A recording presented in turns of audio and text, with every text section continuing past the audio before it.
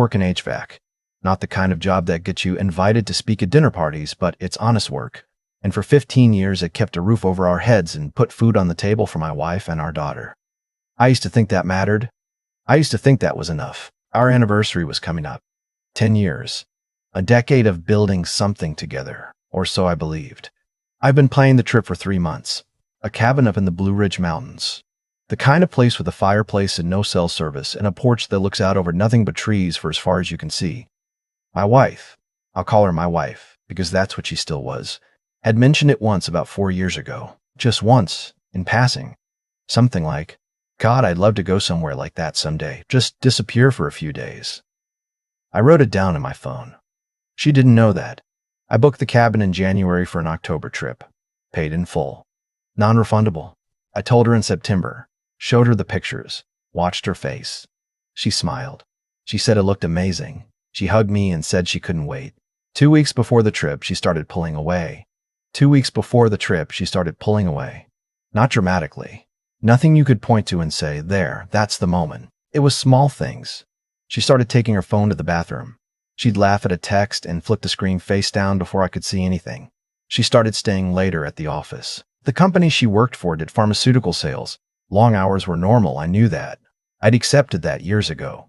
So I told myself it was nothing. Stress. A busy quarter. Then she told me she couldn't go. We were sitting at the kitchen table on a Tuesday night. Our daughter, she just turned 8, was upstairs doing homework.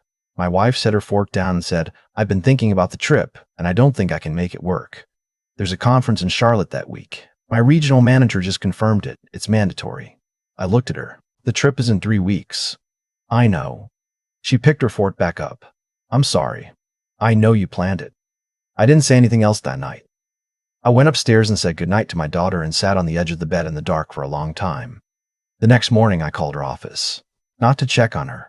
I called to ask the receptionist what the dates of the Charlotte conference were, because I was wondering if I could rebook some things around it and maybe join her for a night. The receptionist was friendly. She looked it up. The conference was in March. There was no conference in October. There was nothing scheduled in October.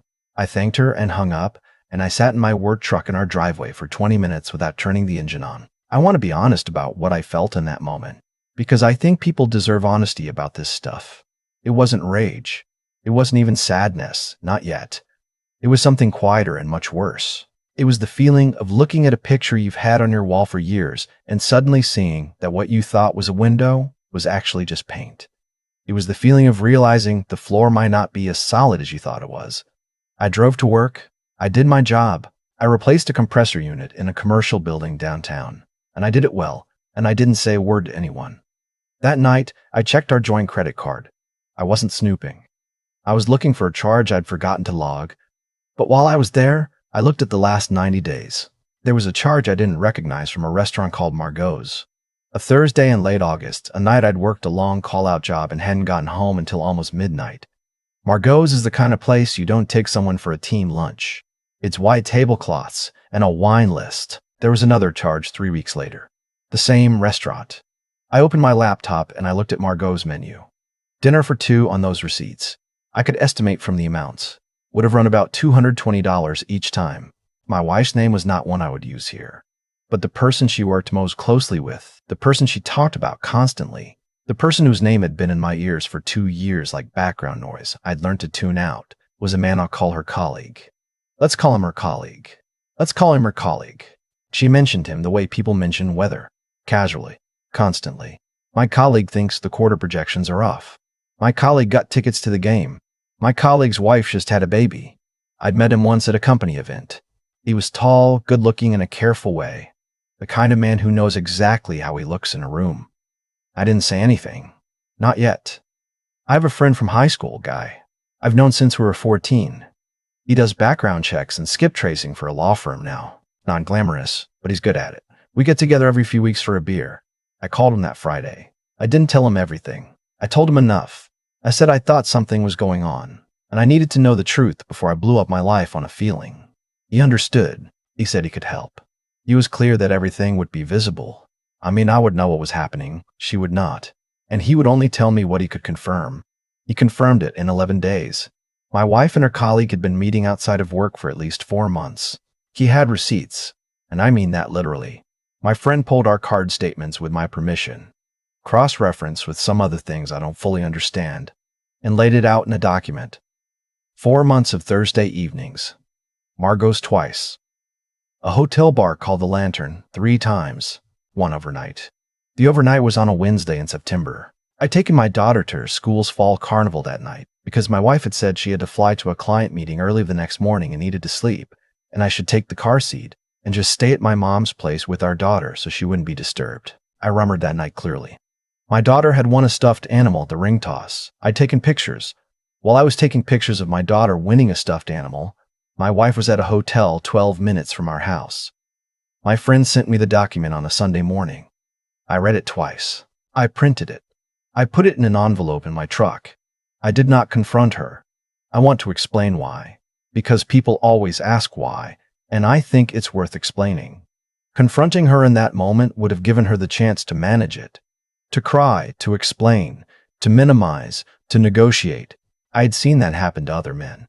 I'd watched guys I knew get pulled into the vortex of their wife's reaction to being caught and somehow end up managing her feelings while their own lives fell apart around them. I wasn't going to do that. I needed to be clear about what I wanted before she ever knew I knew. So I found a lawyer, a family attorney, not a cheap one. I made an appointment for the following week. In the meantime, I photographed every financial document in the house.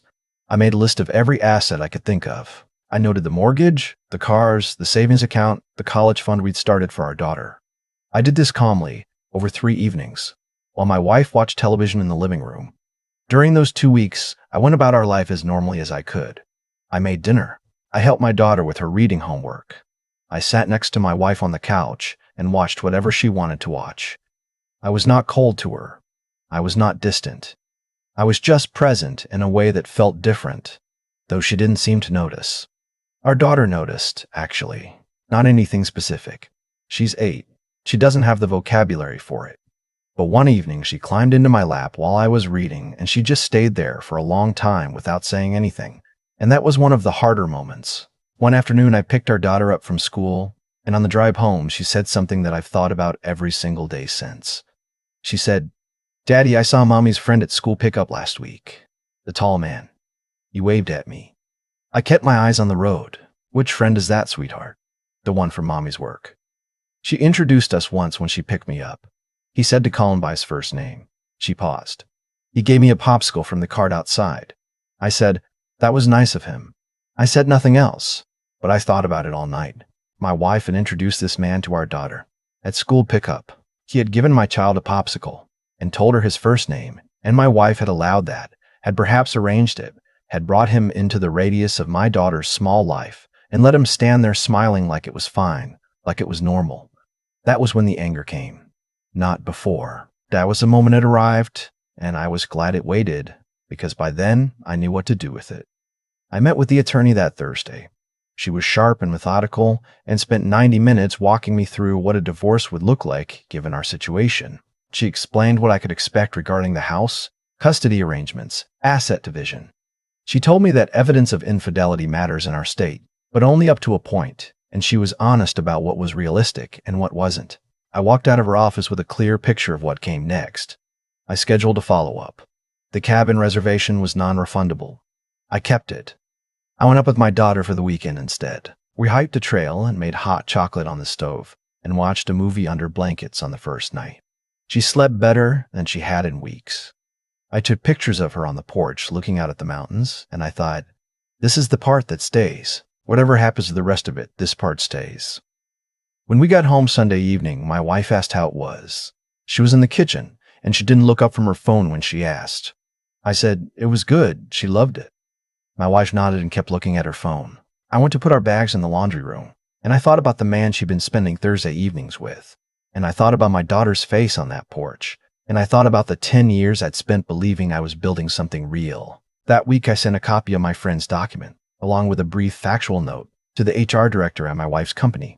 I did not do this out of revenge. I did it because 2 of those Margot's receipts were expensed to the company, which I had confirmed by going through old bank statements more carefully, and because I believed the people responsible for that workplace had a right to know what was happening on their dime. I kept my name off the note. I didn't need credit for it. My attorney filed the paperwork the following Monday.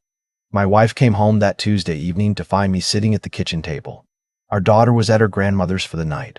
I had a folder on the table in front of me, and I had thought carefully about what I was going to say and what I wasn't.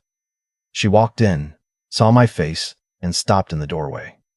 I said, "Sit down, please." She sat. She looked at the folder. She said, "What's going on?" I slid the papers across to her. "Those are the divorce papers. They've already been filed." She didn't open them right away. She looked at me instead. She said, "Is this about the trip?" I didn't answer that. She said, "Is this about the trip?" I didn't answer that. She said, "I know things have been hard lately, but we can talk about this. We don't have to." I said. The folder also has a copy of what my friend put together. I wanted you to see it so there's no confusion about what I know and what I don't know. The color went out of her face. She sat there for a long moment. Then she said quietly, "I thought you were going to want to try to work through it." I said, "I know." She said, "So you've been." She stopped. "You knew. For how long?" "Long enough." She started to cry. I had expected that. I stayed at the table. I didn't leave, but I didn't move toward her either. I let her cry, and when she stopped, I said, "I need you to understand that this is not something I decided quickly, and it's not something I'm changing my mind about. I need you to understand that so we don't spend the next 6 months pretending otherwise." She said, "What about?" And she looked toward the hallway, meaning our daughter. I said, "I've spoken with the attorney. She'll be fine. I'm going to make sure of that." My wife wiped her eyes. She said, "I didn't think you'd actually do it."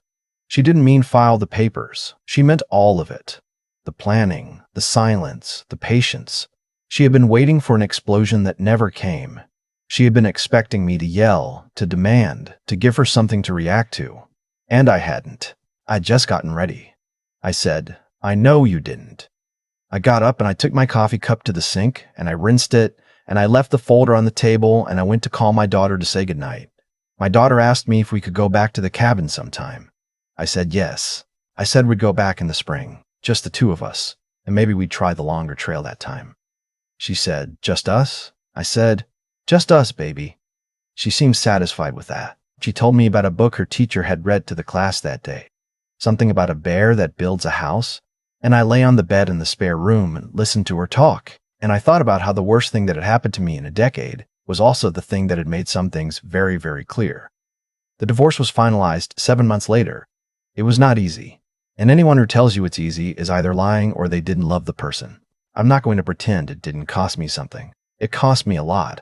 It cost me the version of the future I had been building in my head for 10 years. But I kept the cabin reservation the following spring.